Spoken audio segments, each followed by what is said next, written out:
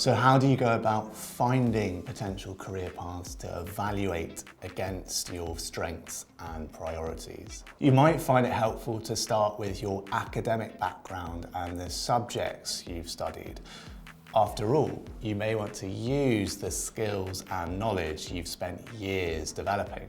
Do you know what people with similar academic backgrounds to you go on to do for a living? For vocational courses like medicine or engineering, there are going to be some obvious options to explore, but there are also going to be lots of possibilities out there that you haven't encountered or considered before. Equally, lots of employers are open to people from any sort of academic background or discipline, so you aren't necessarily tied down by your educational history.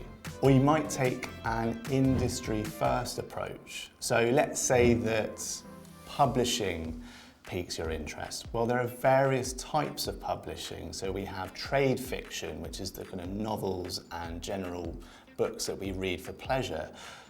Then there's academic and educational publishing and scientific and so on. And then within publishing itself, there are all sorts of different roles. So we've got sales, design, editorial, publicity, legal rights, and so on. Another more expansive approach might be to start with a general field of work, such as social mobility, or sustainability, or technological innovation. For instance, if we look at climate change, there are a variety of industries working to address this issue, from the energy sector to travel and tourism to software and education and so on. So if a sense of purpose is a clear career driver for you, this might be a really good starting point. Alternatively, you might start with individual job roles that interest you and then go and seek the organisations and industries that offer these.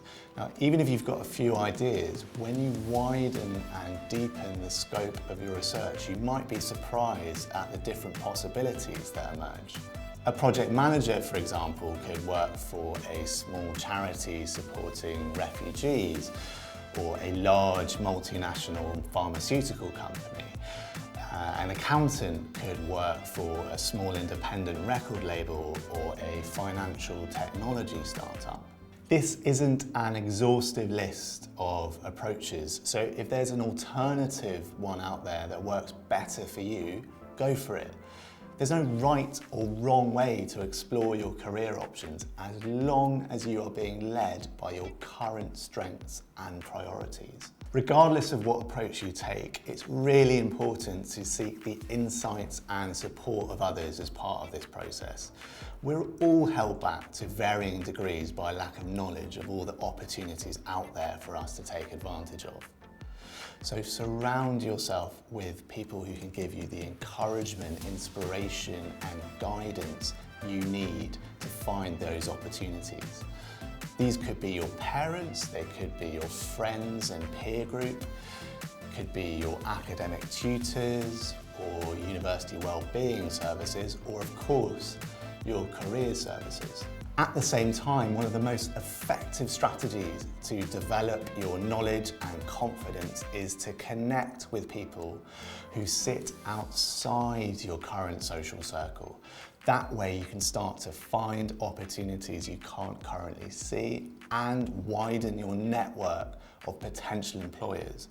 So asking people you don't know and have met for the first time what they do for a living, attending careers events, and networking on LinkedIn are all great ways to generate ideas and inspiration in this way.